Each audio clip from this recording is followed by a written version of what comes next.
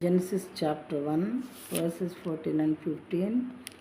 14లో దేవుడు పగటిని రాత్రిని వేరుపరచునట్లు ఆకాశ విశాలమందు జ్యోతులు కలుగును కాకనియు అవి సూచనలను కాలములను దిన సంవత్సరములను సూచించుటకై ఉండును గాకనియు.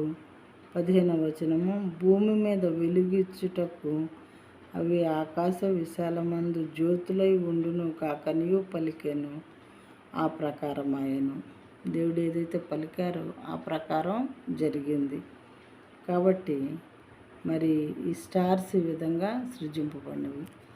లెక్కలేనటువంటి స్టార్స్ అన్నమాట. ఎన్నో లెక్కకు మించినటువంటి, ఎవరు లెక్కించలేరు.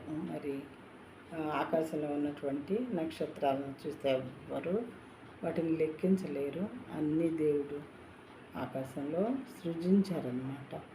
అవి ఏమేమి తెలియజేస్తాయని ఉన్నది ఇక్కడ.